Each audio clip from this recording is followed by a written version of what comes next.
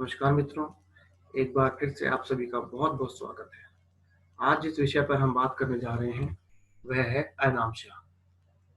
पिछले वीडियो में हमने बात की थी ज्योतिष शब्द के को समझने की कोशिश की थी। अब ज्योतिष में और आगे बढ़ने से पहले एक अनामशा शब्द एक बहुत ही महत्वपूर्ण है। अनामशा क्या होता है कि जब हम अपनी आगे कुंडलियाँ बनाएँगे तो कुंडली में किस अनामशा का यूज़ करेंगे, जितने भी आपके ग्रह हैं, उस ग्रह उन सब ग्रह की पोज़ीशन किस तरह से रखी जाएगी कुंडली में, वो किस भाव में आएँगे, तो इस सब के समझने के लिए एक बार अनामशा को समझना बहुत ज़रूरी है। अनामशा एक थोड़ा-सा कठिन विषय है, जिस पर सभी ज्योतिष जानने वालों की या ज्योतिषविदों की एक राय नहीं है।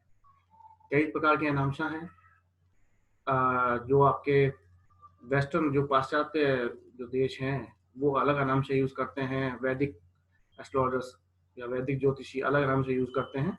तो ये सब क्या है अनामशा, क्या कैसे यूज़ करते हैं, इसका क्या अर्थ है? इसी सब के बारे में आज हम समझने का प्रयास करेंगे। ठीक है मित्रों, शुरू करते हैं हम आज से। तो मित्रों, अनामशा को समझने से पहले हमें सबसे पहले ज़रूरी ये समझना बहुत आवश्यक है कि हमारी जो धरती है, इस धरती ये धरती के घूमने किस तरह से घूमती है धरती ये? किस-किस तरह से इसका ये घूमती है, किस तरह से सूर्य के चारों ओर चक्कर लगाती है, किस तरह से अपनी धुरी पे घूमती है, इस सब को समझना बहुत ज़रूरी है। जब हम अपने इस धरती के घूमने को समझ लेंगे, क्योंकि धरती के घूमने के हिसाब से ये तय होता है कि इस समय कि जिस जिस जगह हम स्थित हैं, जहाँ पे हम रहते हैं, उस जगह पे उस जगह के हिसाब से जो आपके ग्रह हैं, जो ग्रह नक्षत्र हैं, वो किस पोज़ीशन पे आएँगे। तो ठीक है, आप समझने चलते हैं मित्रों आगे।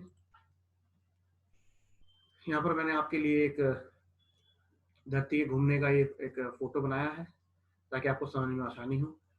ये हमारी धरती है। तो मित्रों, सबसे पहले समझना ज़रूरी है कि धरती जो हमारी पृथ्वी है, ये पृथ्वी बिल्कुल आपके अपने कहते हैं 90 डिग्री के एंगल पे नहीं घूमती है। 90 डिग्री एंगल में है, जो परपेंडिकुलर बोलते हैं जिसे इंग्लिश में। ये अपने धुरी से थोड़ी-सी घूमी हुई है। और हमारी पृथ्वी एक साथ 3 तरह से रोटेशन करती है, घूमती है। कैसे? सबसे पहले हमारी धरती घूमती है सूरज के चारों ओर। दूसरा दूसरा हमारी धरती घूमती है अपनी ही एक्सिस के, जैसे ये आपका देख रहे हैं कि ये जो एक्सिस है, ये सूर्य के चारों ओर घूम रही है। दूसरा आप इसका ये वाला एक्सिस है, जो आपका उत्तरी ध्रुव से, ये आपका उत्तरी ध्रुव है, ये दक्षिण ध्रुव, उत्तरी ध्रुव से दक्षिण ध्रुव को जो लाइन मैच कर रही है, इसके चारों ओर घूमती है, इससे क्या आपका दिन बनता है। जो सूरज के चारों दिन रात बनते हैं, जो सूरज के चारों ओर जो आपकी पृथ्वी घूमती है, उससे आपके ऋतुएं बनती हैं, अब हमारे सीजन बनते हैं। जो दिन रात बनते हैं, वो जब धरती अपनी इस परपेंडिकुलर एक्सिस के अगेंस्ट घूमती है, के चारों तरफ घूमती है, तब आपका उस समय आपका दिन और रात बनते हैं। इसके अलावा एक और मूवमेंट भी है। वो मूवमेंट क्या है कि जो धरती के पोल हैं, ये पोल भी धीरे-धीरे एक बहुत धीरे से एक बहुत कम गति से ये भी घूमते हैं। तो जो इसको अभी समझेंगे आगे मैंने आपके लिए एक और फोटो बनाई है, ताकि आप उसे आसानी से समझ सकें। अब आप देख रहे हैं कि ये जो एक्सिस है आपकी, ये लाइन है, ये बिल्कुल परपेंडिकुलर लाइन आ रही है पृथ्वी के ऊपर से नीचे तक। लेकिन जो धरती है वो थोड़ी सी तिरछी है। तो जो सूरज के चारों तरफ धरती घूमती है, वो आपके इलेक्ट्रिकल में ऑर्बिट में घूमती है, जो अपने भी थोड़ी सी तिरछी दिख रहा होगा कि तिरछी है, ये वाली तिरछी। और ये जो आपकी डिग्री है, ये जो है आपकी लगभग 23 डिग्री के आसपास से धरती एक तरफ को झुकी हुई है। तो अब अगले में देखेंगे, तो अगले में आपको और क्लियर हो जाएगा। अब ये देखिए कि किस तरह से धरती तीन तरह से घूम रही है। एक तो ये हमारी पृथ्वी है, ये पृथ्वी है, ये हमारा सूरज है। एक धरती अपने एक्सिस पे घूम रही है, ये वाली, इसकी वजह से हमारे दिन और रात बनते हैं। एक आपकी ये धरती जो है, ये इस इलिप्टिकल ऑर्बिट में सूरज के चारों तरफ घूम रही है। इस घूमने की वजह से आपकी ऋतुएं बनती हैं, सीजन बनते हैं। और तीसरा एक ये जो धरती का जो ध्रुव के है, ये भी घूमता है। ये वाला, ये देखिए, ये वाला जो घूम रहा है ना, ये वाला जो दिखाई दे रहा है, ये वाला। तो ये आपका ये इसके घूमने की गति बहुत कम है। ये लगभग 72 साल में 1 डिग्री घूम जाता है। और इसी घूमने की वजह से क्या होता है कि हर साल जो जो ग्रहों की स्थिति है वो किसी भी शहर पे या किसी भी जगह पर, अब मान लेते हैं कि कोई भी मान लेते हैं हमारा किसी हमें हमें किसी स्थान पर ग्रहों की स्थिति देखनी है तो यहाँ पर मान लेते हैं। तो अब ये अगर एक साल मान लीजिए इस साल यहाँ पर किसी एक पर्टिकुलर डिग्री पे ग्रह थे, तो अगले साल ये पृथ्वी का ये जो ग्रह थोड़ा सा घूम जाएगा, और थोड़ा सा और घूम जाएगा, तो ये बिल्कुल एग्जैक्ट उसी जगह नहीं रहेगी, थोड़ा सा फर्क आ जाएगा। तो इसी बहुत थोड़े से फर्क को ही हम अनामशा कहते हैं। मीन्स कि जो एक धरती सूर्य के चारों तरफ धरती सूर्य के चारों तरफ से घूम रही है, और जो इससे थोड़ा सा घूम रही है, ये आपका एक साल में बहुत कम, या कहना चाहिए कि 72 साल में 1 डिग्री का फर्क आता है। और ये पूरा एक चक्कर जो है, पूरा एक चक्कर वापस से अपनी उसी पोजीशन पे लगभग 26,000, इसमें भी थोड़ा सा फिर लोगों में अलग अलग मत है, पर जो मोटा मोटा आप समझा जाए कि लगभग 26,000 साल में ये आपका वापस से उसी स्थान पे आ जाता है घूम के धरती। तो जब वापस से ये धरती का घूम के उसी स्थान पे आ जाएगा जहां से चला था, तो उस समय आपके अनामशा फिर 0 हो जाएंगे। मीन्स एक पर्टिकुलर पॉइंट जब आपका ये बिल्कुल 0 डिग्री पे था ये घूमने वाला, जिसे हमने एक शुरुआती बिंदु माना है, उस समय आपका अनामशा 0 होगा। फिर धरती ने घूमना शुरू किया तो धीरे धीरे आपका अनामशा आएगा, बढ़ता चला जाएगा। पहले 72 साल में 1 डिग्री का, फिर अगले 144 साल में आपका 2 डिग्री अनामशा हो जाएगा। धीरे धीरे इस तरह घूमता रहेगा, और फिर 26,000 साल के बाद फिर आपका वापस से उसी जगह। तो यही अनामशा, जब आप अगर हम आपके उत्तरायण और दक्षिणायन की बात करेंगे, मकर संक्रांति की बात करेंगे, तब ये सब आपका बहुत काम आएगा। तो अभी इसका एक हल्का सा आइडिया ले लेते हैं, तो हम अब आगे चलते हैं। अब अनामशा को समझने से पहले हमें समझने होंगे 2 चक्र, एक होता है निरायन चक्र, एक होता है सायन चक्र। अब ये चक्र क्यों होते हैं, जैसे मैं हमने पिछली वीडियो उसमें फोटो में देखा कि जब धरती आपकी घूम रही थी, तो उसी की वजह से फिर ये 2 ज़ोडिएक बन जाते हैं। ज़ोडिएक को इंग्लिश में ज़ोडिएक और हिंदी में कहते हैं भचक्र कहते हैं। तो ये 2 बन जाते हैं।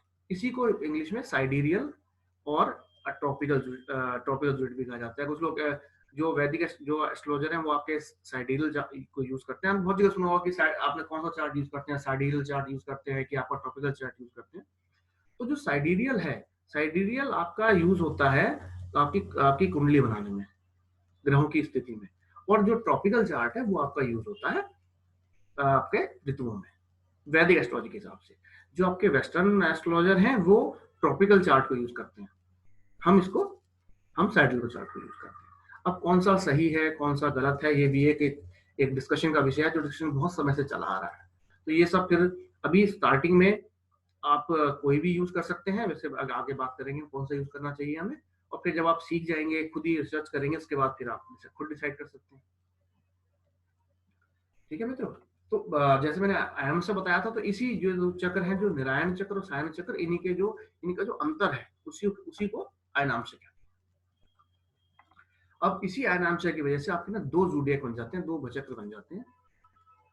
तो अब वो कैसे बन जाते हैं उसे समझने की कोशिश करते हैं हम।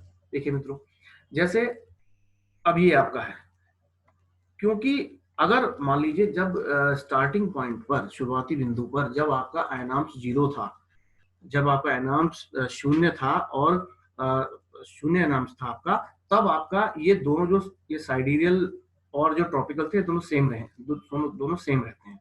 कैसे, जैसे कि आपका देख रहे हैं कि जो एरीज है, ये एरीज आपका इस पॉइंट से शुरू हो रहा है साइडेरियल में। अब ये जब ये दोनों एक रहे होंगे, तो ये जो आपकी ये वाली जो एरीज की बिंदु है, ये इससे मैच कर रही थी। फिर आपका क्या हुआ कि हर साल पे धीरे धीरे आपका वो रोटेट होती रही अर्थ के ध्रुव, और उससे फिर वो डिग्री का फर्क आता रहा, अनाउंस बढ़ते रहे। तो अब अनाउंस बढ़ते आपका यहाँ तक आ गए। अब आप अगर इस समय अनाउंस मानेंगे, तो ये यहाँ से एक लाइन खींचेंगे और एक यहाँ से लाइन खींचेंगे, ये जो डिग्री आ रही है, ये जो डिफरेंस आ रहा है डिग्री का, यही आपका अनाउंस है। फिर 26,000 साल के बाद ये क्या होगा, धीरे धीरे बढ़ता रहेगा, ये गैप बढ़ता रहेगा, ये घूमता रहेगा, ऐसे बढ़ता रहेगा, और उसके बाद वापस से आके दोनों एक जगह मैच कर जाएंगे। तो इसी तरह के ये आपके 2 ज़ोडिएक है, आप इनमें राशि का समझ सकते हैं। इसे और गहराई से समझेंगे कि ये आपकी एरीज राशि शुरू हुई है, अब एरीज राशि शुरू है, ये पाइसेस राशि है। तो ये एक जस्ट एक मैंने आपको आइडिया देने के लिए कि दोनों ज़ोडिएक कैसे लगते हैं, कैसे दिखते हैं, उसके लिए आपको समझाने की कोशिश की। अब आगे चलते हैं। अब जब आयनांश हमें पता लगे कि आयनांश क्या होता है, अब आयनांश होती कितने तरह की है। आयनांश मित्रों असल में तो आयनांश जो पता करने का सबसे सही तरीका ये है कि रोज रात को जो भी हम सारे एस्ट्रोलॉजर्स अपना अपना टेलीस्कोप लेकर बैठे और एक्चुअल में चेक करें कि कि जो ये मतलब आयनांश कितना है, कि वो कितना शिफ्ट हो गया है।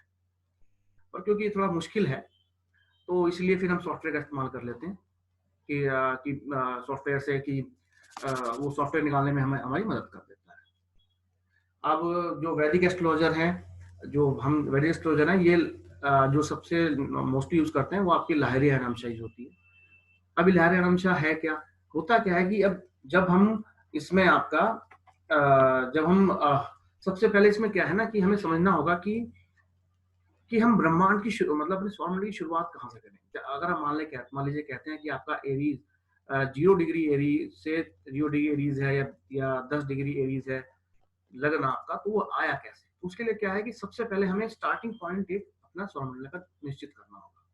तो जो वैदिक में जो लहरी अनांशा है उसमें हमने क्या है, चित्र पक्ष अनांशा भी कहते हैं इसको। तो जो चित्र तारा है, जो चित्र तारा है उस तारे को हमने एक रेफरेंस पॉइंट माना हुआ है। और चित्र पक्ष अनांशा का मकसद मतलब पक्ष का मतलब होता है अपोजिट, या आप ऐसे कह सकते हैं कि 180 डिग्री। जो जो चित्र पक्ष अनांशा का मतलब ये हुआ कि चित्र से जो चित्र तारा जो चित्र है जो जो स्टार है आपका, उससे 180 डिग्री अपोजिट। तो अब जब हम कहते हैं कि भाई हम अब ब्रह्मांड को कहाँ से नापना शुरू करेंगे, ब्रह्मांड क्या कहना, भचक्र कहना चाहिए, मजूडिया कहना चाहिए, ब्रह्मांड तो नहीं खैर। तो उसको क्या करेंगे, तो हम चित्र तारा को रेफरेंस मानेंगे। और जो जैसे कि जो चित्र तारा है, जो बल्कि चित्र तारा है जिसको एक स्टार है इंग्लिश में अगर आप जानना चाहेंगे तो स्टार उसका स्पिका स्टार जो है, स्पिक स्टार जो स्पिका SPICA स्पिका स्टार होता है। तो वो क्या होता है कि उसको 0 डिग्री स्टार्ट मानते हैं, उसके अपोजिट। जैसे चित्र तारा आपका, चित्र तारा जहां पर है उससे अगर एग्जैक्टली अपोजिट 180 डिग्री अपोजिट जाएंगे आप, तो जहां पर आपका वो पॉइंट आएगा उसको हम मानेंगे कि वो आपका एरीज का या मेष लगन की शुरुआत है, 0 डिग्री मेष लगन। और उसी के हिसाब से फिर आप आगे धीरे धीरे सब नापते चले जाएंगे। जैसे आप धीरे धीरे हम अपने आगे वीडियो में जानेंगे तो बाकी सब समझ जाएंगे। फिलहाल आप इतना समझ लीजिए कि एनामशा जो डिफरेंस है साइडियल और ट्रॉपिकल जो चक्र हैं, जो ज़ोडिएक हैं, उनके डिफरेंस को कहते हैं और वो कैसे नापते हैं। बाद में जब हम कुंडली बनाएंगे तो मैं आपको इसको और अच्छे से समझाने का प्रयास करूंगा।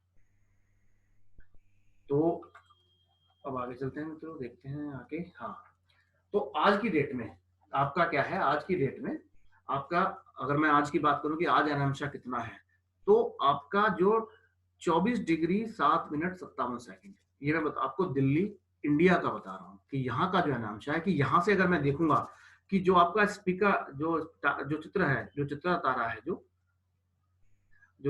वो कितना किस पोजीशन पे है, तो ये उसकी एक्चुअल पोजीशन आज की डेट में है 24 डिग्री 7 मिनट 57 सेकंड दिल्ली में। ये हर जगह के लिए अलग अलग वेरी करेगी। दिल्ली में ये है, बॉम्बे में कुछ और डिफरेंस होगा थोड़ा सा, लंदन में कुछ और होगा, अमेरिका में कुछ और होगा। तो ये हमको उसी हिसाब से देखनी पड़ेगी। तो हम साइडियल चार्ट में क्या करते हैं मित्रों, साइडियल चार्ट में हम इसके स्पीकर की पोजीशन देख लेते हैं और इसके हिसाब से फिर हम एरीज की पोजीशन निकाल लेते हैं। और वो पोजीशन फिर जिस जगह का लगन निकाल रहे हैं, मान लीजिए मैं अगर बात कर रहा हूँ फरीदाबाद की या दिल्ली की बात कर रहा हूँ, तो दिल्ली में यहाँ पर मुझे यहाँ पर किसी व्यक्ति का जन्म हुआ है, तो यहाँ के हिसाब से वो स्पीकर तारा कितनी दूरी किस एंगल पे है वो निकालकर, और वहां से फिर 0 डिग्री एरीज निकालकर और बाकी सारे कैलकुलेशन हिसाब से निकल जाती है। हम जैसे आगे चलेंगे तो उसको और अच्छे से समझने की कोशिश करेंगे। फिलहाल एक बेसिक समझने के लिए बेसिक आइडिया, असल में अयनामशा एक इतना गहरा, इतना विस्तृत टॉपिक है और इस पे इतनी बहस और इतना डिस्कशन चलते हैं जो पाश्चात्य एस्ट्रोलॉजर हैं और जो वैदिक एस्ट्रोलॉजर हैं, कि इस पे तो कई किताबें लिखी जा सकती हैं। लेकिन वो बाद में है, अभी हम पहले बेसिक से शुरू कर रहे हैं। तो धीरे धीरे आगे बढ़ेंगे, जैसे जैसे धीरे धीरे आगे बढ़ते रहेंगे हमारी समझ बढ़ती रहेगी, उसी हिसाब से हम और गहराई में जाते रहेंगे। तो उम्मीद करता हूँ मित्रों कि फिलहाल आपको थोड़ा आराम से समझ में आ गया होगा।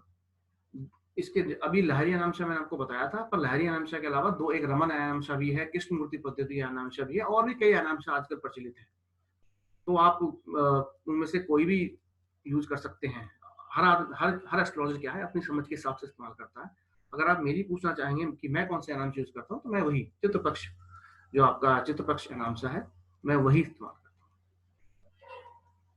तो मित्रों, उम्मीद है थोड़ा सा, एक बहुत थोड़ा सा आइडिया, एक थोड़ा सा हिंट आपको अनामशा के बारे में मिल गया होगा। और अगली बार जब भी कोई बात करेगा अनामशा की, चित्रपक्ष की बात करेगा, तो आपको थोड़ा सा हिंट रहेगा। बाकी आगे वाले वीडियो में इसको और गहराई से समझने का प्रयास करेंगे। तो आज के लिए केवल इतना ही।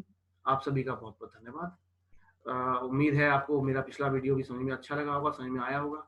उम्मीद करता हूँ कि अनाम्स के बारे में भी आपको कुछ थोड़ा सा आइडिया इस मेरे वीडियो से पड़ जाएगा। पर यदि आप अनाम्स के बारे में और अधिक जानना चाहते हैं, या आपकी अनाम्स के बारे में और कोई भी कंफ्यूजन है, कुछ क्लैरिटी लेना चाहते हैं, तो आप मेरे मैसेज बॉक्स में जाकर मुझे मैसेज कर सकते हैं। मैं कोशिश करूंगा कि आपकी जो भी दुविधा है, जो आपकी कंफ्यूजन है अनाम्स के बारे में, वो मैं उसको दूर कर सकूं। तो मित्रों, आज के लिए इतना ही। मेरे साथ रहने के लिए आप सभी का बहुत बहुत धन्यवाद।